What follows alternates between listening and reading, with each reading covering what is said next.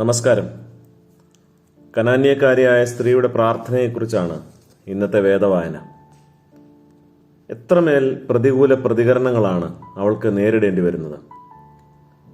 ഓരോന്നിനെയും അതിജീവിച്ച് അവൾ തമ്പുരാനോടുള്ള ഭാഷണം, തൻ്റെ പ്രാർത്ഥന തുടരുകയാണ്. ഭൂതം ബാധിച്ച തൻ്റെ മകൾക്ക് വേണ്ടിയാണ് അവൾ ഉറച്ച വിശ്വാസത്തോടെ പ്രാർത്ഥിക്കുന്നത്. ഇവൾ ഒരു പ്രതീകമാണ്. സുബോധം നഷ്ടപ്പെട്ട ഒരു തലമുറയ്ക്ക് വേണ്ടി പ്രാർത്ഥിക്കുന്ന ഒരമ്മ. മാനം കെട്ടവരും കെടുത്തുന്നവരും ഏറുകയും ബഹുമാനമുള്ളവർ വല്ലാതെ കുറയുകയും ചെയ്യുന്ന പുതിയ കാലത്തിൻ്റെ അവിവേകങ്ങളെ പ്രാർത്ഥന കൊണ്ടല്ലാതെ എങ്ങനെയാണ് നാമും പ്രതിരോധിക്കുന്നത്? നമ്മുടെ കുഞ്ഞുങ്ങളുടെ ലക്ഷ്യം വല്ലാതെ ചെറുതാകുന്നുണ്ടോ? ഒന്നാമനാകുന്നതിൻ്റെ മത്സരങ്ങളല്ലാതെ ഒന്നും കാണാനാവാത്തതുപോലെയുള്ള ഒരു ലോകമാണ് ഇത്. നമ്മുടെ പൊതുസ്ഥലങ്ങളിൽ അവർ കുറഞ്ഞു വരുന്നു. ഒന്നിനും അവരില്ല.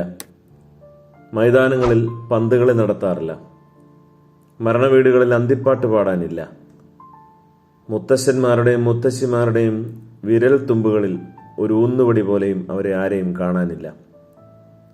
എവിടെയാണ് ഇന്നിൻ്റെ മക്കൾ? നിങ്ങൾ എന്തിനാണ് ആ നീണ്ട ക്യൂവിനുള്ളിൽ തല ഒളിപ്പിച്ച് നിൽക്കുന്നത്? മണിക്കൂറുകളോളം നെറ്റിൽ കുടുങ്ങി വിമ്മിഷ്ടപ്പെടുന്നത്? ഏത് ഭൂതമാണ് ഭായി നമ്മളെ ബാധിച്ചിരിക്കുന്നത്?